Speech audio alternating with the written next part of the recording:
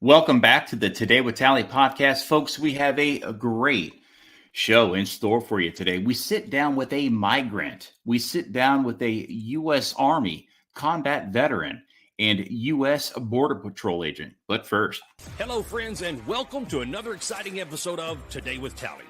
The mission and goal of this podcast is to bring an engaging conversation that will add value to the lives of everyday people. We will inspire, encourage, educate, and tell the stories of America's finest men and women in an effort to motivate you to live your life to its fullest potential. Be sure to follow us on social media and search Today with Tally. Be sure to subscribe, follow, and share the program as well. Ladies and gentlemen, your host of the evening, Mr. Brian Tally.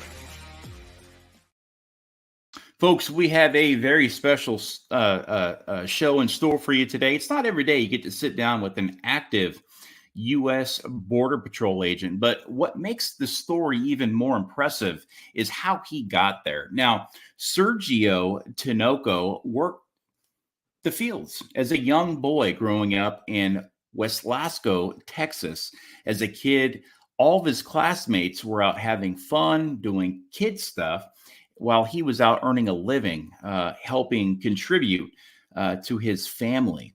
Now, he grew up in a poor Colonia. Tomatoes, cucumbers, peppers, onions, and strawberries were just a few of the crops that he had picked again as a young boy.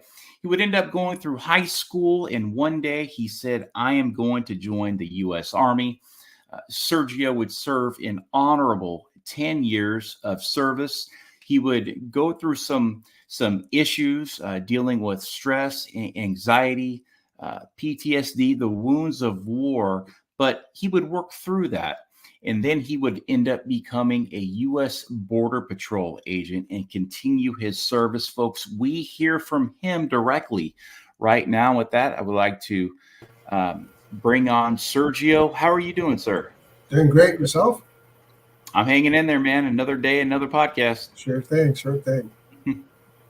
Man, you have got quite the story. And folks, this man has also written a book, and we will talk more about that later. But there's not too many stories out there like Sergio's.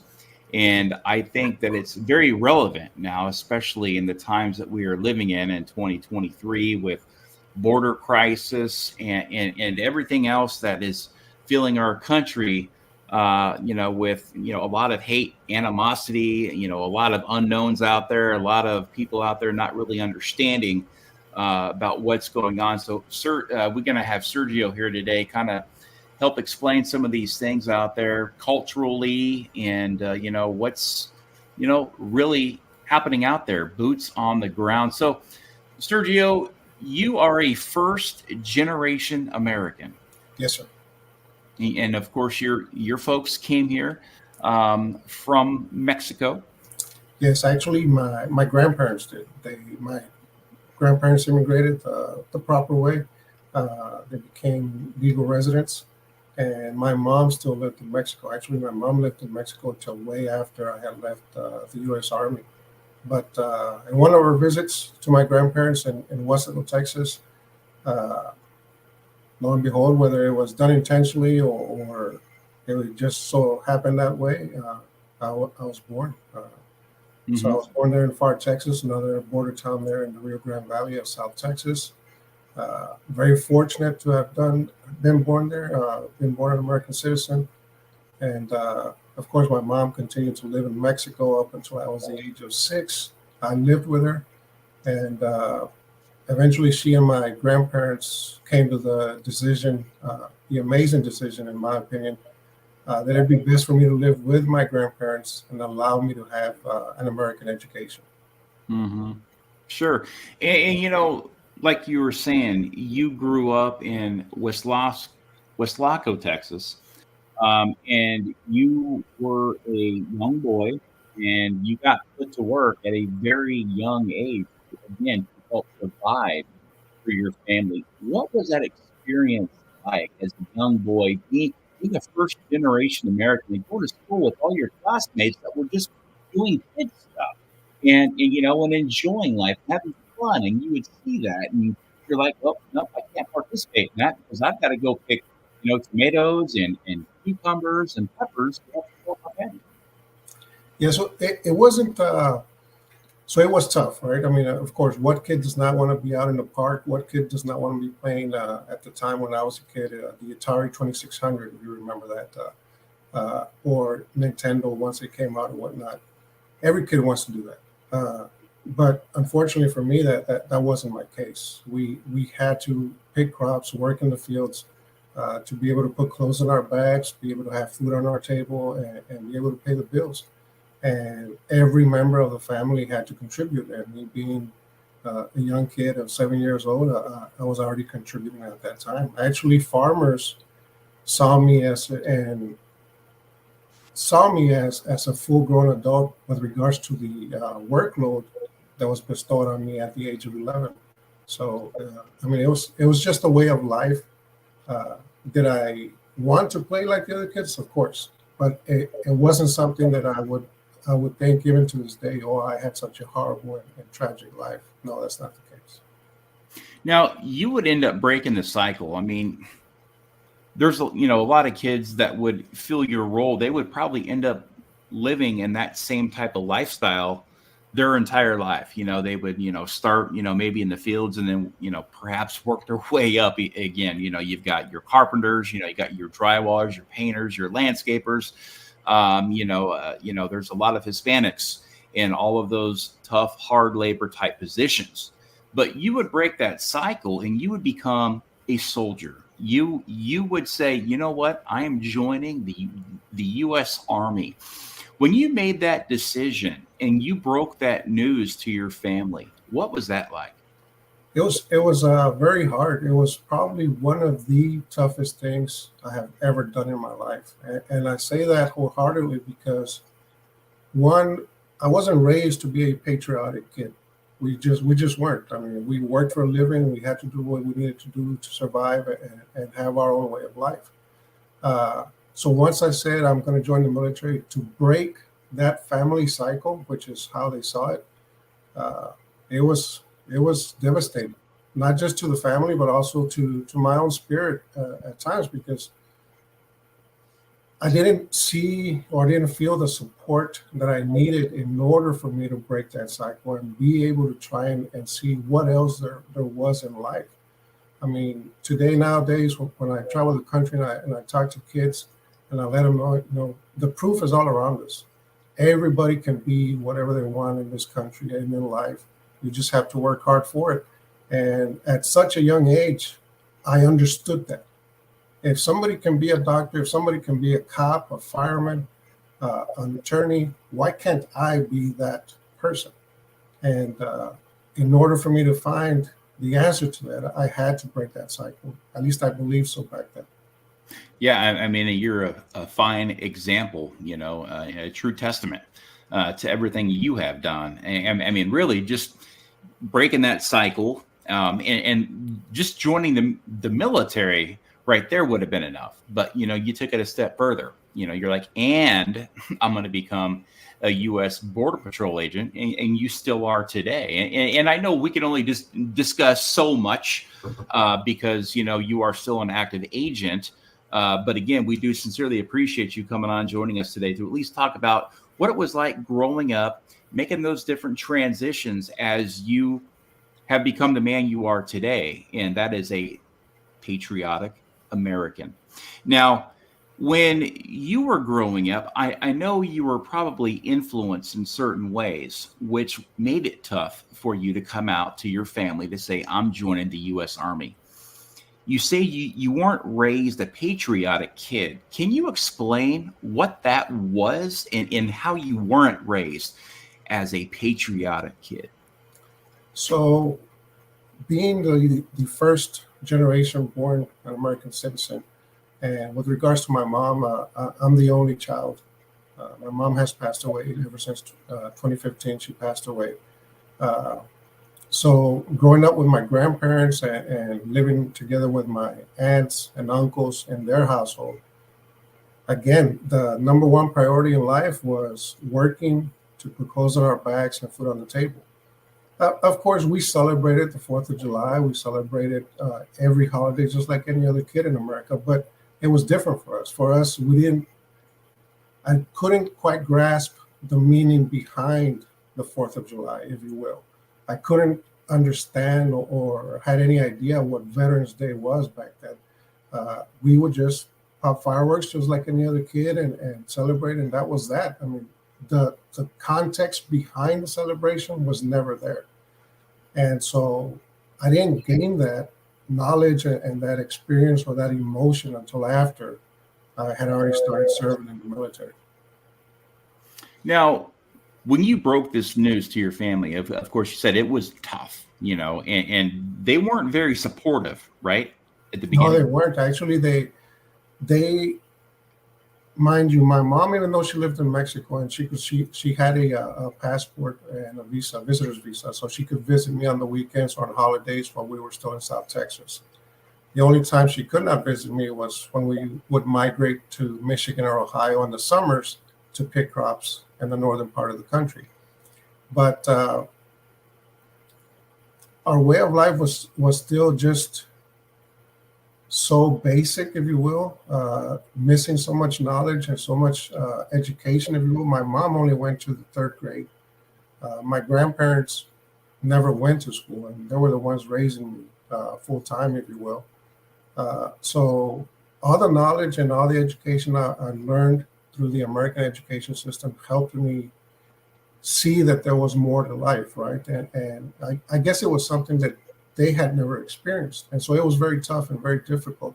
And that lack of knowledge and that lack of an educational background led them to believe that when I said, I want to join the military to break the cycle or to not be picking crops for a living anymore, they truly felt that we were still living in a Vietnam War era. And so, of course, no parent wants their kid to go to war and combat in such a situation as what Vietnam was.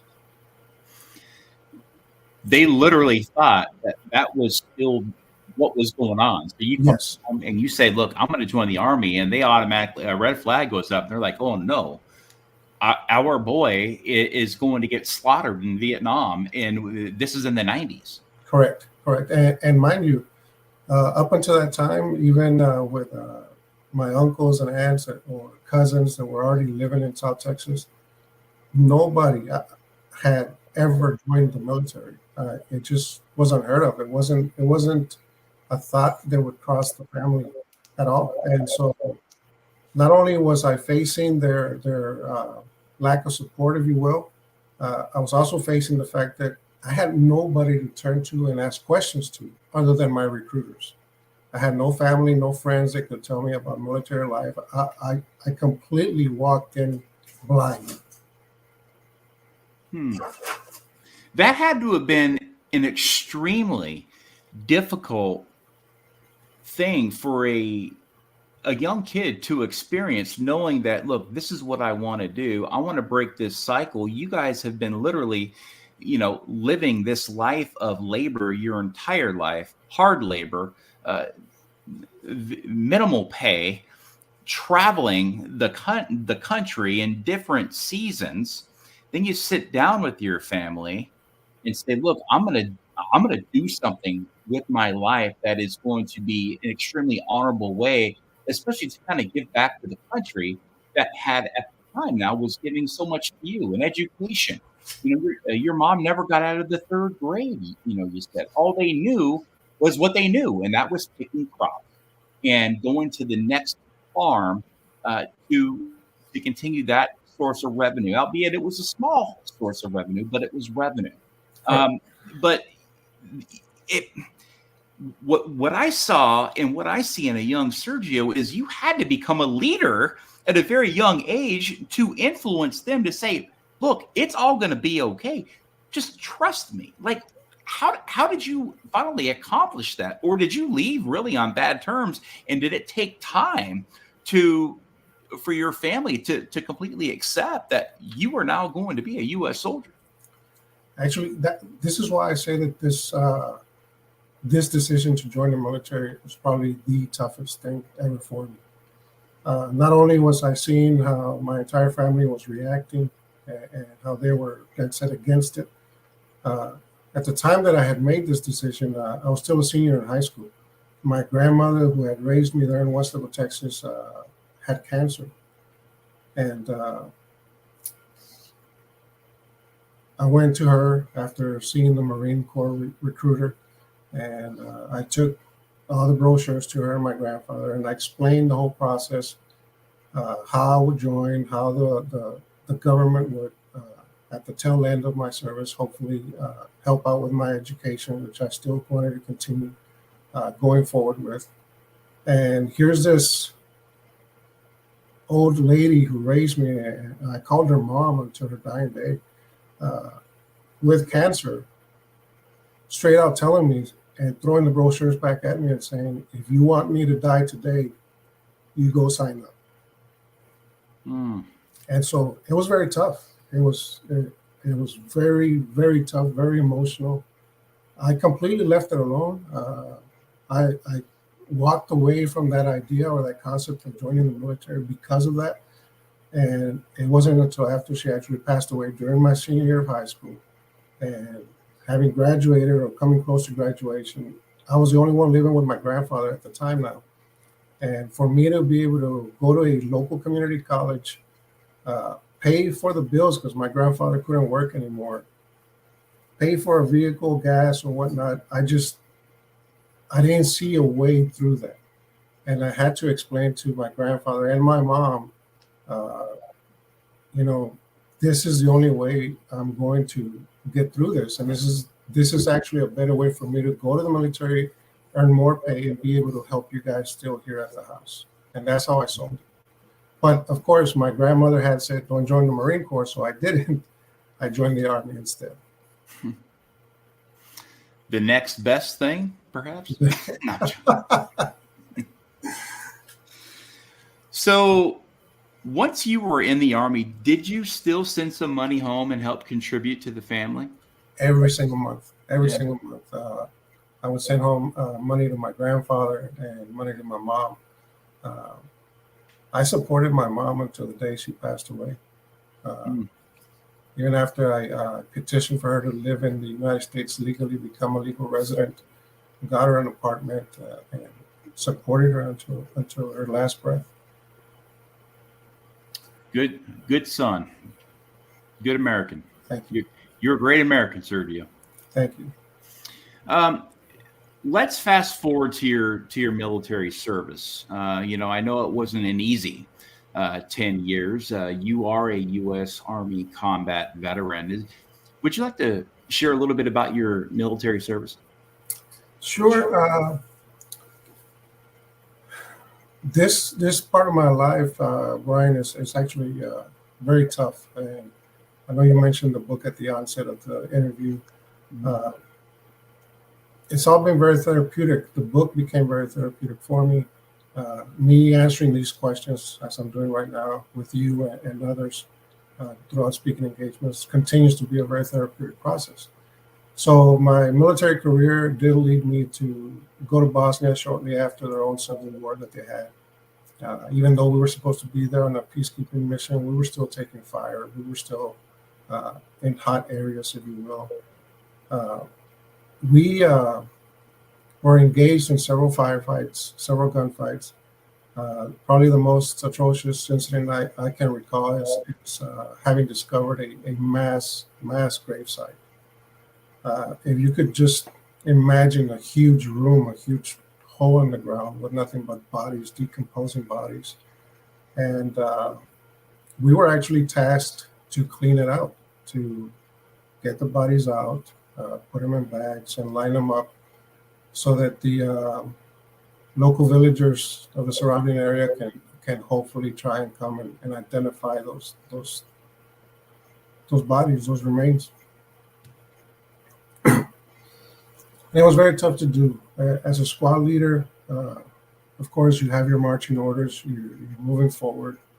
But just imagine me and you lifting up a decomposing body and it falling apart in our hands, and still moving forward with it, right? Their arms or their hands would come off as we were trying to get them out of that hole. And then the local communities catching wind of what we were doing for their benefit. Just the crying, the screaming of the family members. It was very taxing, very heavy, and probably what was even heavier for me personally was having to yell at my own soldiers to keep on going. I mean, I was experiencing everything they were experiencing because I was in the middle of it. I was doing it with them. I wasn't standing aside. I was in that hole, getting bodies out, listening to the screams, smelling the rot. And it was very heavy. And it unfortunately led me to a very dark area in my life. Because even afterwards, the soldiers would come to me and they would vent and they would tell me about their nightmares and the issues they were now experiencing, and I would listen to them. And of course, I had to be, at least I felt at the time that I had to be that tough guy, that tough squad leader, and say, hey, we did what we did. We had to. It was a good thing. Take it with that thought that what we did was actually a very good thing. Yes, it was gruesome, but you got to fight through it, and you will. And I'm here for you or whatnot. The backside to that and the downside to that is that I was not doing the same. I would listen to them and be there for them, but I wouldn't go to someone else and vent my own fears, my own frustrations, my own nightmares. Eventually, in time, it got to me. Sure, you were packing in so much trauma and anxiety and depression, and your body was just full of it. As they say, you can't pour from an empty cup. So here you are giving every little bit of advice to your soldiers to make their life somewhat better, not great because of the amount of horrifying trauma through this experience of recovery in an area that was supposed to be a humanitarian mission now led to body recovery and getting those over to the next of kin in Bosnia, and that was not again a very pleasant experience. But you held everything in. So you're packing everything in from everybody else, plus your own. At some point, that's going to be combustible and it's going to explode. And it led you down a dark path of becoming an alcoholic. Yes, unfortunately, it did, Brian. And of course, I didn't know this at the time. I just thought I was doing what I needed to do, right? Because tomorrow, if you were venting to me today or tonight, I still needed you to work along me tomorrow, along my side tomorrow. So I needed you to be 100%. Of course, with time, as you say, all that bottled up in me, and eventually, the only way I could find solace and somewhat of a pain relief was alcohol. And it took me a while to see that, and it took so much damage to myself and to the people around me that and even to my Army career. When I was already in Germany at the time, and I was in a military intelligence base, and I worked alongside German soldiers. I was in charge of a partnership unit, but I was a full-blown alcoholic, and I just didn't know how to deal with it. So at the time, I had two major emotions running through me. And at any given time, I would use them against each other.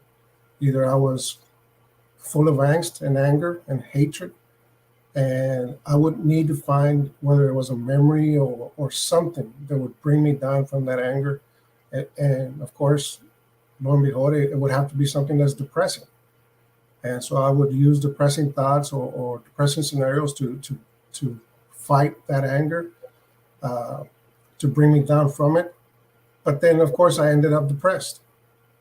And so to fight that same depression, I would revert back to feeling angry. And I couldn't control it. I didn't know how to manage it. And the bottle was the one thing that I felt helped me sleep at night. And it truly, truly hurt me. You described the anger and the hatred as being your high, and then bringing yourself down with depressing thoughts being the low. But the circle here in the middle was always alcohol. What was your drink of choice? I mean, did you just drink a bunch of beer every day, or were you actually drinking a lot of the harder type alcohol just to put you to sleep, just so you can rest, really? No, Brian, I was in such a bad state that I would grab the gallon-sized bottles of Jack Daniels, Jose Cuervo, you name it, rum, anything, and just drink it like it was water. I wouldn't even pour it into a glass. I would just drink straight out of the bottle and drink it like it was water. And then, of course, if I went out to the bar with my buddies or whatnot, of course, my drink of choice there was beer. And so I would mix it up constantly. But when it came to the hard liquor, I would just grab the nearest bottle to me and start chugging. Because I wanted the quick fix. I wanted the pain to go away. And I didn't know how. Describe the pain that you were in during this time of your life when you would revert to the alcohol. I mean, you had mentioned the anger and the hatred, like when you were angry, who would you take that out on? Or would you not? Or would you just keep it bottled up to where it just became, again, soon to be this combustible, type event? And, I don't know if you had that type event, but, explain on that. So when I was angry, I would actually just keep it bottled up and find a way for that energy, to relieve that energy, right, if you will. In Germany, I was working out 4 times a day, plus giving PT to my soldiers. So, I mean, it was ridiculous. I was probably in the best shape of my life, but in the worst condition. So I was constantly in the gym from 4 a.m. I'd be in the gym from 4 to 6 a.m., have formation, give PT to my soldiers, go change, go to work. At noon, I was in the gym again. 5, 6 p.m., I was in the gym again. I mean, it was just constant. I did not know how to relieve myself from that such a strong emotion that I was going through. And that was my best way to do it. I thank God every day that I did not use that anger towards people. I did not use that anger towards anybody. It was mainly hurting myself more than anything else. Mm-hmm. And then, of course, it took my commanding officer there in Germany to finally say, look, you're about to lose your entire career. And the German army had already awarded me with a Foreign Medal of Honor. And at the time, I felt that was all I had, my army career. And I couldn't lose it. So mm-hmm. I quit cold turkey. As to your question as to where did I go or why was I feeling these emotions, I felt broken. I felt broken because I was doing so much in the army. I was in charge of so much, completely redid a bunch of programs and whatnot. And then, of course, I was supporting my family, my mom and my grandfather still in Texas. So I felt like I had so much on my shoulders and so many people to rely on me, to include my soldiers. But to hear them every day, hey, Sarge, you're doing an awesome job. Hey, Sarge, thanks for this, thanks for that. The accolades that kept on coming, I couldn't enjoy them because I would see an accolade or listen to an accolade, and I knew within me that I was broken, and I did not know how to enjoy that moment. I just couldn't, and that in itself was killing me.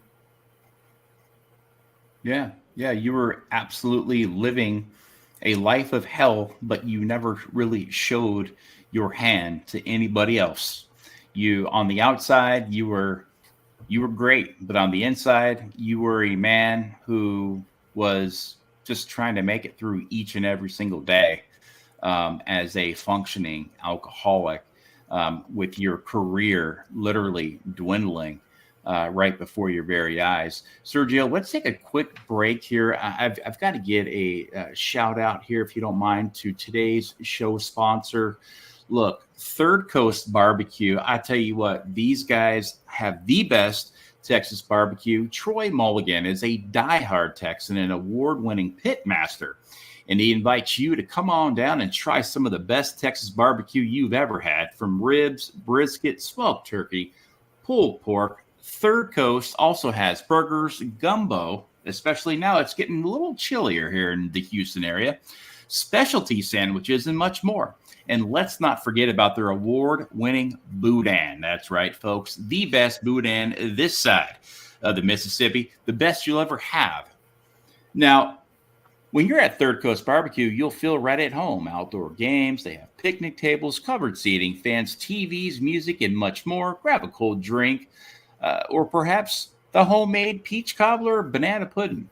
Also, don't forget to ask about their famous twisted pretzel tray and their smoking sides. They have pintos, a chipotle slaw, mac and cheese, potato salad, smoked collards. Folks, see for yourself today. Third Coast Barbecue is conveniently located at 25219 Oakhurst Drive in Spring, Texas, right off 45 in Rayford. Or call today to place your order, 281-699-8883, or check them out online at thirdcoastbarbecue.com. That is thirdcoastbarbecue.com. Third Coast Barbecue, smoking up the Gulf Coast. We got you. And Q. Folks, we are back with Sergio Tinoco.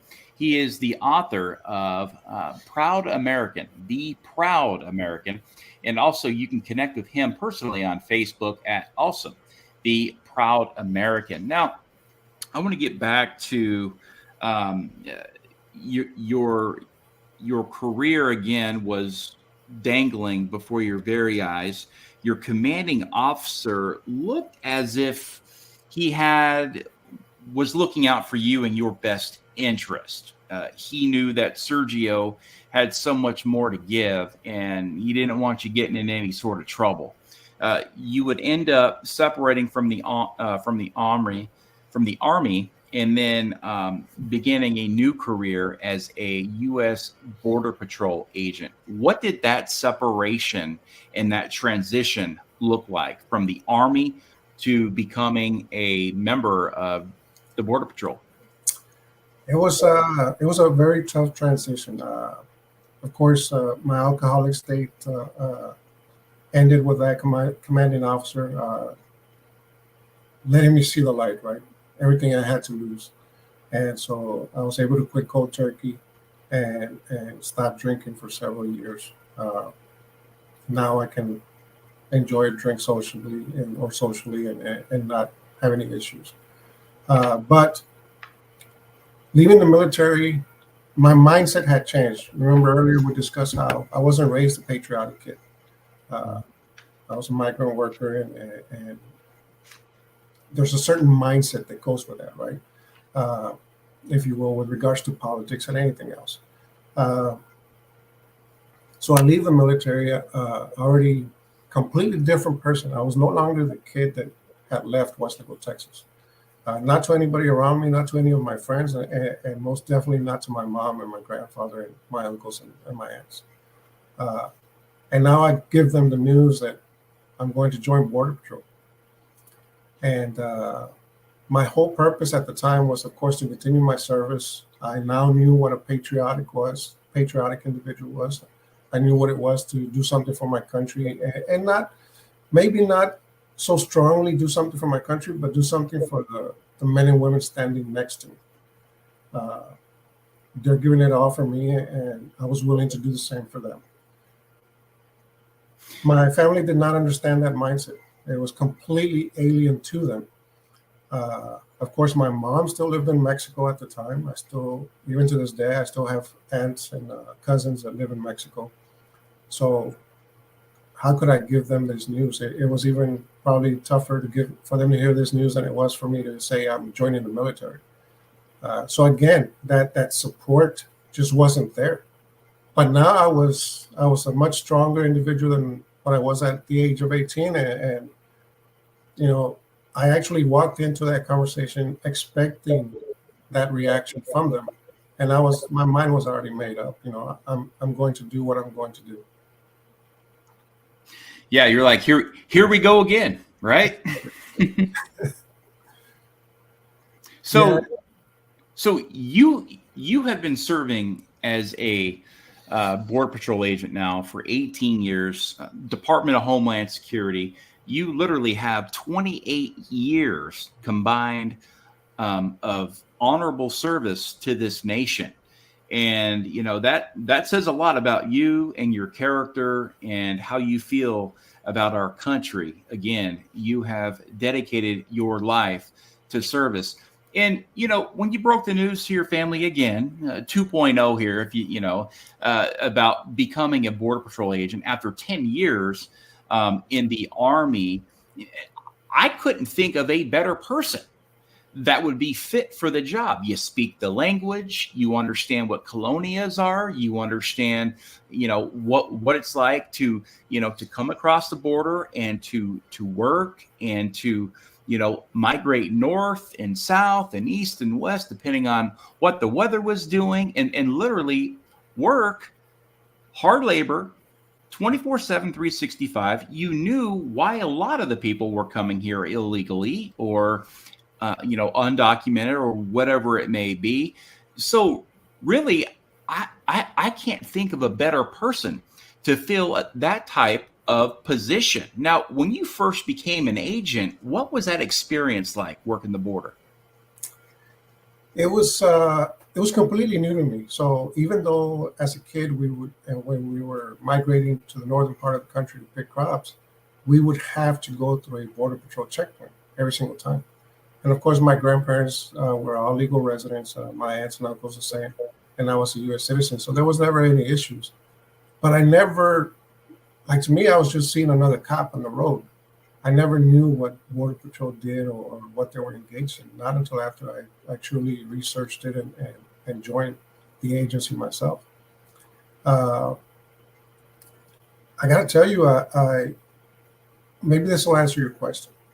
I never knew that my grandfather had a tough time to become a legal resident. He had actually, when he was younger himself, had entered the country illegally several times, again, to work and be able to provide for my grandmother that was living in Mexico at the time or whatnot. And the first time, once I was working in South Texas, I said, you know what, Dad, because I called him Dad, Dad hasn't seen me in uniform. I want him to see me in uniform. I want to see what his reaction is, to see his youngest son, right? Mm-hmm. And so I went to his house at the time, and I get off the truck. I call him out, and he sees me in uniform. And it was such an emotional moment for both of us, because at that moment he chose to break down and tell me how it was that he had dealt with Border Patrol agents back in the day, how he had evaded them as well or whatnot. And so I asked him, I said, Dad, so were there any bad experiences? Were you beaten up, or was something done to you, or what? And he's like, no, never. He says, actually, it was a Border Patrol agent that told me, Juan, because my dad's name was Juan, if you're going to continue doing this, just do it the right way, man. Do it the right way. Here's the information you need. Go see these people at this office in Mexico and let them know, hey, I want to become a legal resident. What is my process? And he said he took that agent's guidance and ran with it. And he says, and that's why it's so emotional for me now. This is my dad speaking, because I know what I raised. And I know that you're going to be that same agent. That's incredible. Your father spent his life running from who was now looking at him dead square in the eyes, and it would be his son. Correct. That's incredible right there, man. That gives me goosebumps. And then for you to say, look, we're going to do this the right way now. We're going to get you the documents that you need to become a personal or a permanent legal resident of the United States, and there will be no more looking over your shoulder. There will be no more, running. You will essentially be set free. Again, and again, you had that influence there, and you had that knowledge on exactly what the steps would be and the process. Now, that right there is amazing, because right now we have got a big problem. Back when your parents and your grandparents were coming here, it was to better their lives and work jobs that many Americans, if not no Americans, would want to take. So it would be, people from Mexico or people from Guatemala, people from Honduras and would come here to take those positions. But mainly back in those days, it was Mexico. Now, we fast forward all these years to, a story that's very relevant. So I would like to get your take on this and just what your personal opinion is, if you can, on the current state of the border. We have 160 different countries pouring across our southern border. Now, does that concern you? It does, right? So, because it is a personal issue for me. Before my mom passed away, she got real sick. She was diabetic, high blood pressure. She was one to never watch out for her own health, right? And of course, me having been her sponsor and petition for her and making her a permanent legal resident, I was her only financial support. So every time she had to go to the doctor, I was paying out of pocket, and but I was already an agent. And the next day, I would see an undocumented individual be taken to the hospital where the taxpayer was forking the bill, and yet here I am having to fork it out for my own mom, who's here legally. So it's very tough, but we can't lose sight of the fact that there are still people that are coming here for the right reasons. But for the public to understand what the agent goes through, I mean, there's imagery all over the news, all over social media, where 1 or 2 or 3 or 4 agents are facing a large group of 50, 60 individuals. Upon that first encounter, we don't know who we're dealing with. We don't know if there's a criminal in that group, a murderer, a pedophile. We don't know any of this. And so we have to treat everybody the same until we get to know what we're dealing with. And sadly, it is those bad elements that come in within that mix of the humanitarian mission of Border Patrol that we're trying to encounter and capture and not allow into the country. Mm-hmm. Well, a lot of the times, it's just not 50 or 60, that we're seeing right now. We're seeing thousands, on the border, and then they all group up and then they just kind of make a mad dash. But again, it's not folks like your parents and grandparents. I mean, we have, again, 160 different countries. And I know there are some that are coming here for the right reasons, but a lot of them are coming here for the wrong reasons. They're We have terror cells now, in this country that are growing by the day, sleeper cells all over the nation. And I know it's not an easy job being, a member of the Department of Homeland Security and working the borders. But I mean, the morale has got to be so low for Border Patrol agents right now. You know what? I'm going to tell you a story that's in the book, and maybe I'll spoil some of this for your viewers or whatnot and your listeners. But when I first started working with Border Patrol, I was at a checkpoint. And one day, of course, my name, Tinoco, I look Hispanic, obviously. This gentleman comes across the checkpoint, and of course, I had to ask him the general questions. Where are you coming from? Where are you going? Are you an American citizen? Blah, blah, blah. This gentleman actually scanned me from head to toe, and he was very rude, and he says, I'm probably more American than you will ever be. And so I could go one of two ways, right? I could be mean, and I could be just as rude as he was, or I could just take my time and say, you know what, let me give you some education. And so I chose option 2. And I told him, I said, you know what? You still recall 9/11, right? And I said, San Antonio is just north of this checkpoint. Here I am in uniform with my service weapon, with my coworkers at this inspection point. What were to happen tomorrow if you saw in the news that there was another terroristic attack in San Antonio? I said, not what would just not happen with you, but what would you see all over the television and all over social media? You would see politicians from all over the world, all over the country, people that do not understand Border Patrol wanting to know where those individuals came into the country at. And who are they going to point that finger at? If there was a Border Patrol agent at that spot, guess what? That Border Patrol agent is to blame. But sadly, we have millions of folks in the country that do not understand that. And it's a very sad reality. And so once I explained that to this gentleman, he completely changed his outlook. He actually requested to speak to my supervisor. He got out of his vehicle. He hugged me, shook my hand, and he says, thank you so much for everything that you do. And so if I can continue moving forward and just changing one mindset at a time,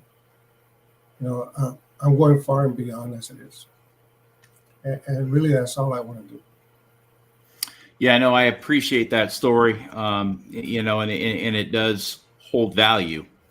I guess my number one concern, the concern of a lot of Americans right now is that, these aren't onesie twosie incidents anymore. I mean, Minute Maid Park holds 50,000 people.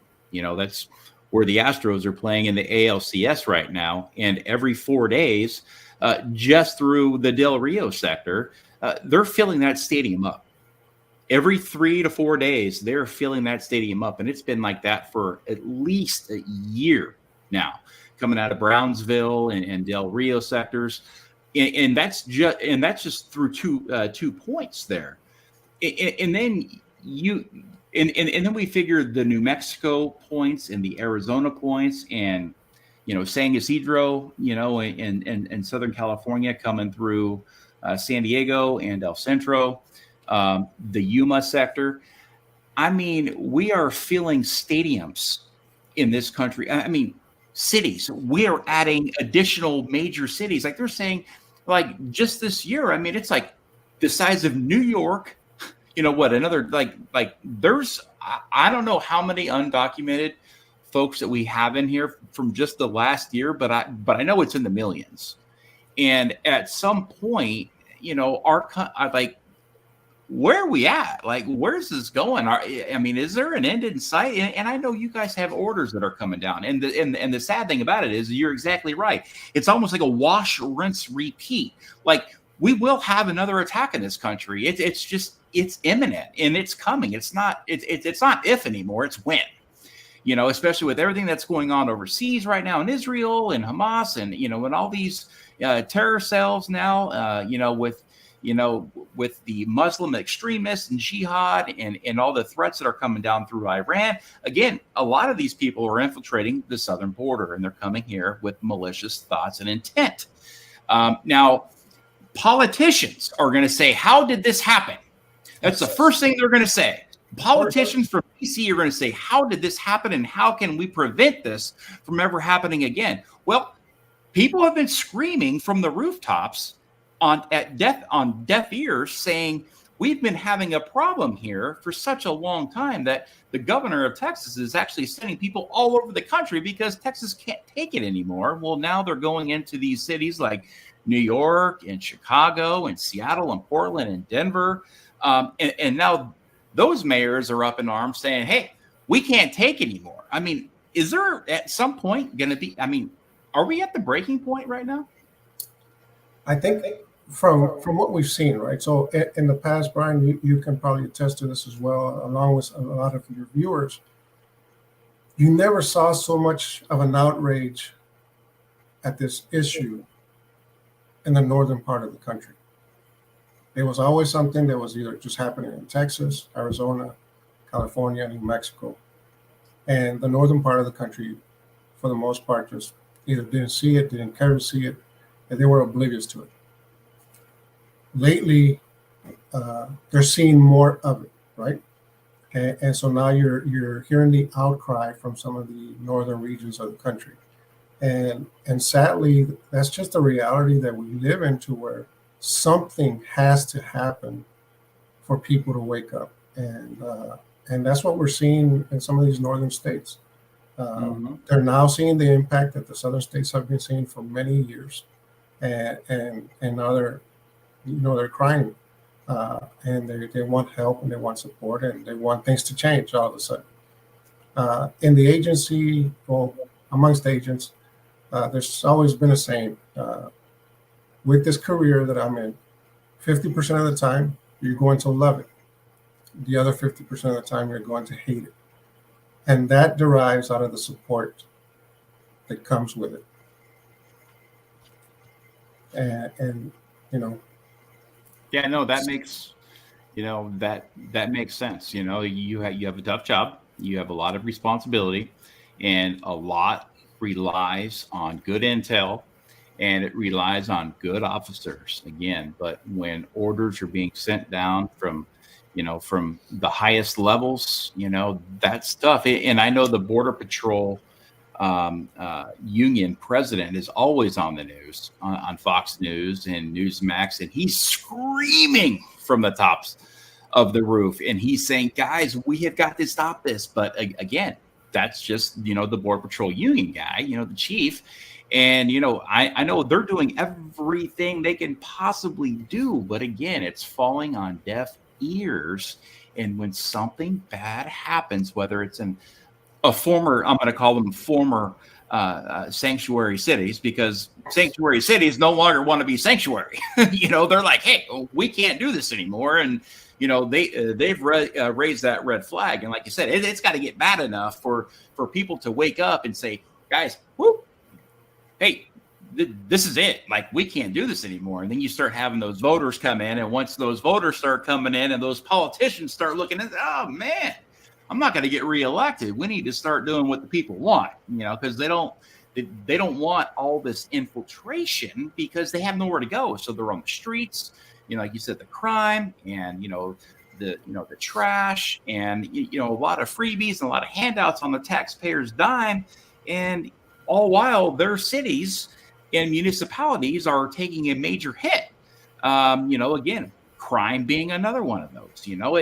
When you have so many people that are coming in that aren't used to being there, they only have so much police. So it's giving the criminals, who are actually American criminals, going out and committing so much crimes, because now the police, force is spread so thin, because now they have to serve a populace that wasn't there a year ago or 2 years ago, and they only have so much in their budget to pay officers and public safety, and everything just takes a hit. It just snowballs, and then at some point, that snowball is going to hit a wall. And once it hits the wall, you're going to have snow and ice everywhere. And that's not going to be an easy fix, but again, it's got to hit. It's got to be, it's got to be bad enough. But man, I just want to thank you so much for joining us today. I know that this isn't an easy podcast for you, as you have lived a tough life, from where you grew up and where you are today.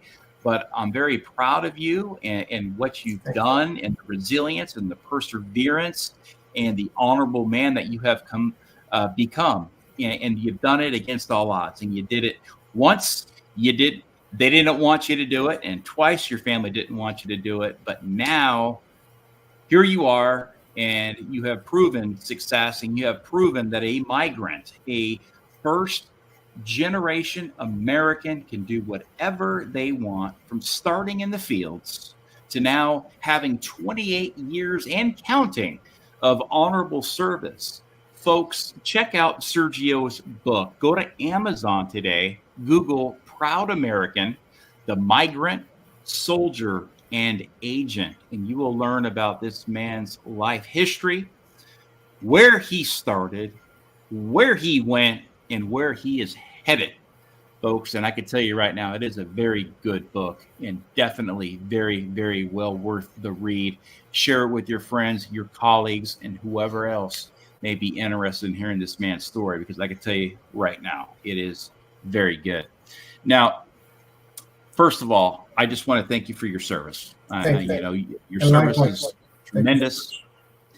It's honorable, and it is the hallmark of an American.